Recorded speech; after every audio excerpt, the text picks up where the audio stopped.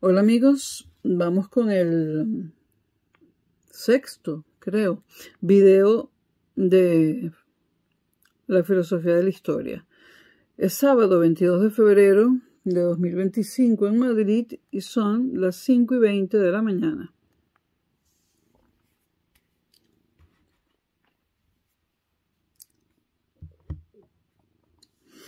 Vamos a hablar ahora un poco de Giambattista Vico.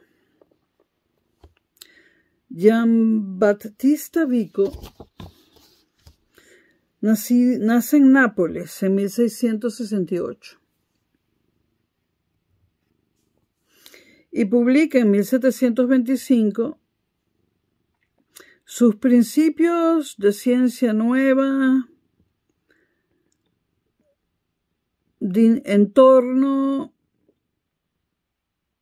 me parece que está en italiano, principios de ciencia nueva en torno a la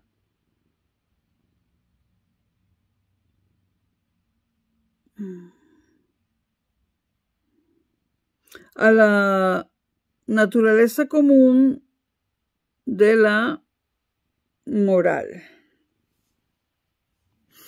Bueno, ya dijimos que este señor, Giambattista Vico, nació en Nápoles en 1668 y en 1725 publica sus principios. No voy a tratar de leer eso de nuevo, ¿no? Lo leí mal. Principios de ciencia nueva en torno a la comunidad natural de naciones. Lo voy a decir en italiano a ver si. Principi di scienza nuova di intorno alla comune natura delle nazioni. Bueno, de esta obra se hizo una segunda edición en 1730 y una tercera en 1744. Se trata de una obra muy famosa por su oscuridad, en la que Vico se propuso en realidad dos cosas distintas y en cierto modo complementarias. Por un lado, reconstruir la historia de algunas de las principales naciones antiguas conocidas por y hasta él, y desarrollar y procurar algunas reflexiones de orden metodológico, propiamente metahistórico, sobre esta misma reconstrucción suya. Dos cosas, ¿no? Reconstruir la historia de algunas de las principales naciones antiguas y desarrollar reflexiones de orden metodológico. En primer lugar, conviene situar a Vico en su contexto, ¿no? En su contexto vital. Y ese contexto es el de la evolución del pensamiento científico y en especial de las ciencias sociales en la ciudad de Nápoles.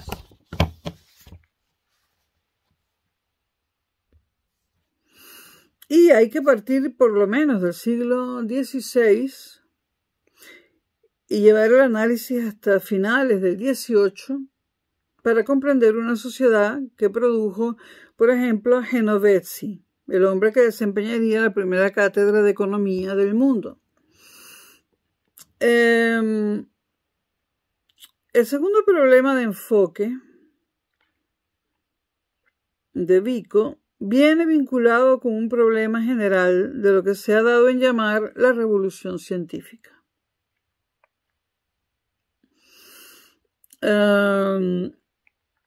Los historiadores de la ciencia suelen contarnos aquellos rasgos que hacen de Kepler o de Newton nuestros predecesores, pero se olvidan generalmente de corregir esta visión unilateral, mostrándonos en contrapartida el marco no exento de rasgos irracionales en el que aparecen situados. Es decir, los historiadores de la ciencia nos cuentan los rasgos que hacen de Kepler y Newton nuestros predecesores, ¿no? Pero se olvidan de contarnos los rasgos irracionales que también tenían, ¿no?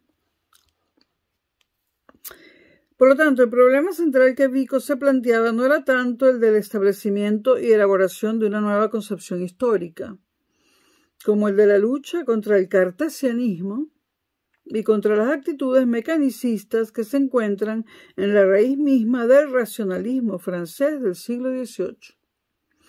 Y así, en el marco de un pensamiento organicista avant la lettre, Vico pasó a distinguir, al lado de la actuación racional y consciente de los humanos, guiada por la búsqueda de su utilidad, un segundo plano, en el que vendría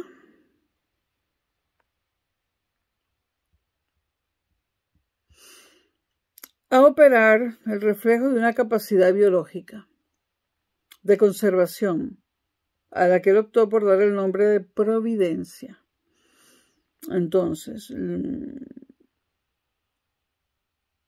dos lados en el ser humano, la actuación racional por un lado y la que él optó por llamar providencia del otro.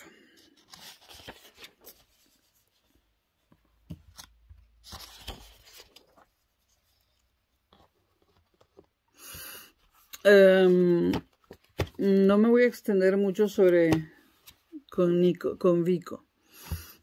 Él cataloga los principales aspectos de su libro y define su nueva ciencia como una teología civil racional de la providencia. O sea, teología civil racional de la providencia, ¿no? Dos pares de palabras que se contradicen entre sí, podríamos decir. A ello hay que unir su periodización de la historia, la de Vico. Para él había una era de los dioses, una era de los héroes y una era de los hombres.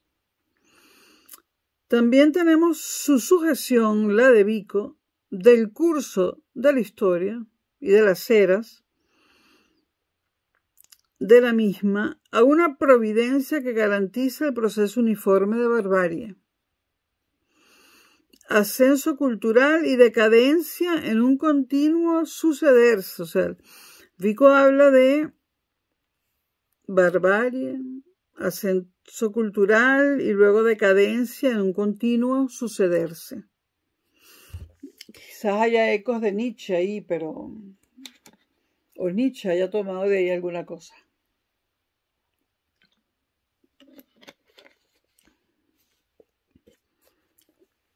Y también tenemos en Vico su fijación de una meta definitiva de la historia en una humanidad. En una humanidad al fin definible como tal por mediación de la religión cristiana, etc. El importante papel que en el proceso de emancipación de la historia profana respecto de la sagrada juega Vico, aunque no parezca, es lo que lo hace importante en la historia de la filosofía de la historia. Vamos a hablar ahora de Montesquieu, mucho más conocido, ¿no? Aunque se dice que Vico debería ser más conocido de lo que es. Bueno, Montesquieu, que tenía un nombre muy corto, Charles Loys de Secondat, barón de la Brede y de Montesquieu, nació en 1689 en el castillo de la Brede, cerca de Burdeos. Aristócrata acomodado, cosechero de vinos e incluso comerciante de vinos, era un hombre de considerable bagaje cultural, aficionado a las ciencias naturales y a la literatura. En 1721 publicó anónimamente en Ámsterdam sus cartas persas. En 1734, también anónimas, las consideraciones sobre las causas de la grandeza de los romanos y de su decadencia. Y en 1748, el espíritu de las leyes.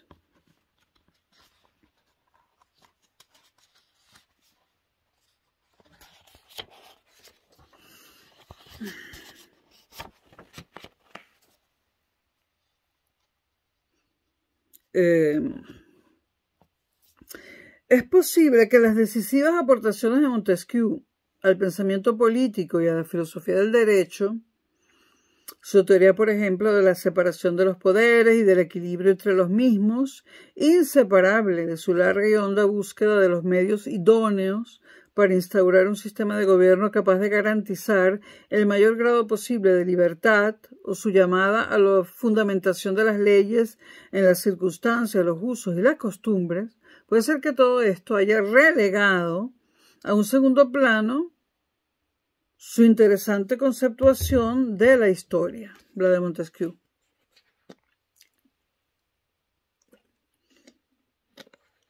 O lo que es igual, su aguda penetración en las causas que determinan las diferencias entre las distintas sociedades y el curso de su historia.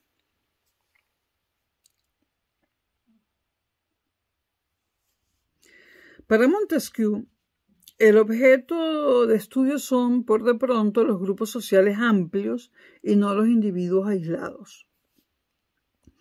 Estos grupos se nos presentan con una organización política, unas instituciones y unas leyes determinadas, cuyo origen hay que explicarse para poder comprender exactamente su configuración. En su libro El espíritu de las leyes, trata de investigar la relación que las leyes deben tener con la constitución de cada gobierno, con las costumbres, el clima, la religión, el comercio, etc. Vamos a citarlo para ver cómo él pronuncia su propósito. He comenzado por examinar los hombres y he creído que en esta infinita diversidad de leyes y costumbres no eran guiados solamente por sus fantasías. He sentido los principios y he visto que los casos particulares se pliegan a ellos, como por sí mismos, que las historias de todas las naciones no son más que sus consecuencias y que cada ley particular está ligada con otra ley o depende de otra más general, cierro comillas.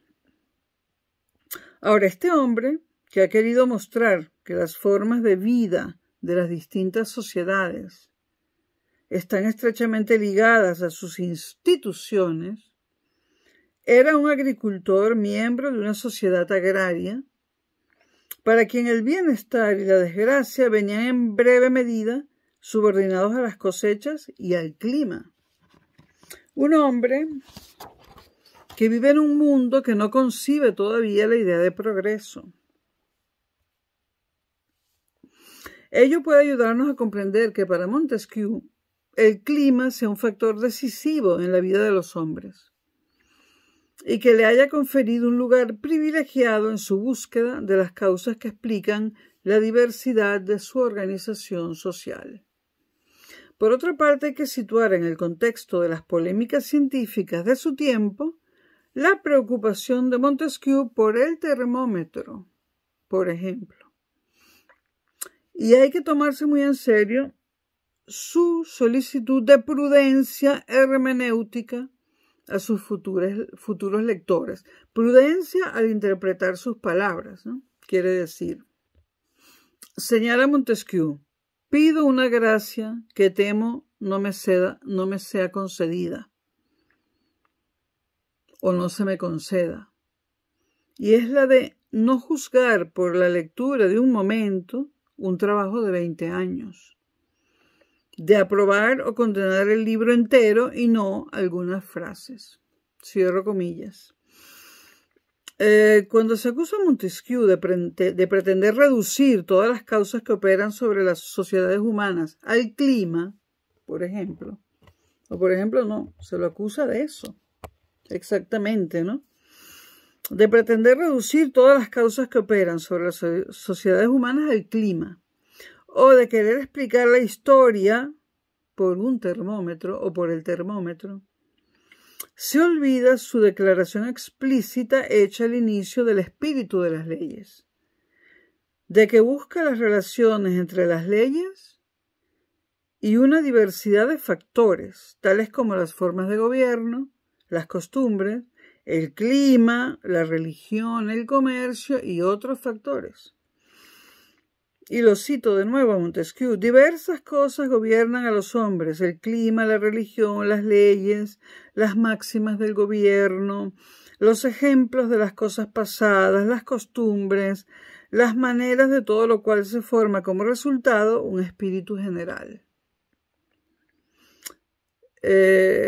Lo vuelvo a citar. Las leyes tienen una gran relación con la manera en que los diversos pueblos se procuran la subsistencia. Ha hablado Montesquieu. Ahora,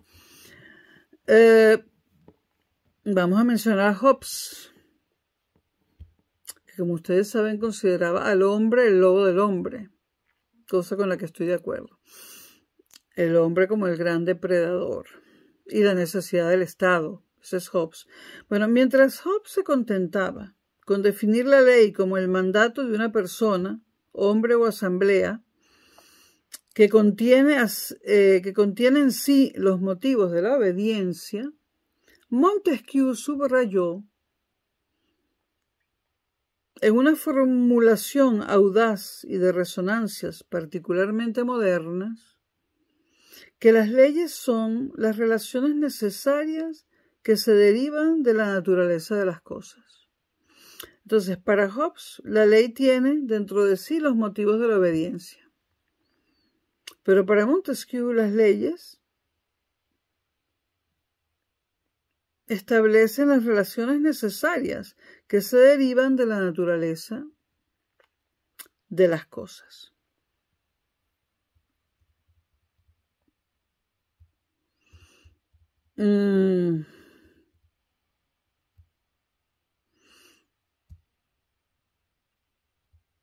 Ahora, frente a la interpretación humanista que enfoca, una gata que tengo aquí, frente a la interpretación humanista que enfoca el destino del hombre sometido a los avatares de la fortuna, Montesquieu busca los factores más profundos que determinan la marcha de las colectividades. Así, en las páginas de sus consideraciones acerca de las causas de la grandeza de los romanos y su decadencia, encontramos unas palabras que rompen con las tinieblas de las interpretaciones históricas del pasado. Y cito a Montesquieu, no es la fortuna la que domina el hombre,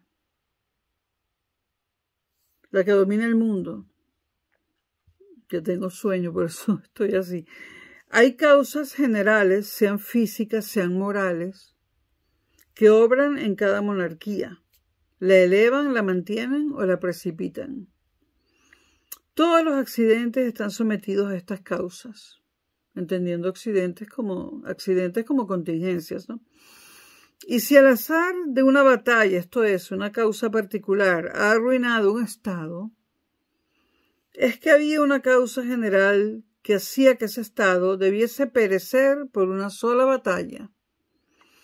En una palabra, la marcha principal arrastra con ella todos los accidentes particulares. Montesquieu, bueno, cierro comillas, Montesquieu era un conservador que no solo se proponía transformar el mundo, sino tan solo explicarlo. Él no quería transformar el mundo, sino explicarlo. Solo que al tratar de explicarlo, al buscar las causas naturales de la organización de la sociedad y del desarrollo de la historia, ejercería una profunda influencia sobre los hombres de su siglo, que deducirían otro género de conclusiones del conocimiento adquirido. Montesquieu, sin proponérselo conscientemente, se unió a la silenciosa tarea, muchas veces apenas visible, de labrar el surco en el cual germinaría el pensamiento revolucionario. Y en el próximo video empezaremos a hablar de Karl Marx. Hasta pronto.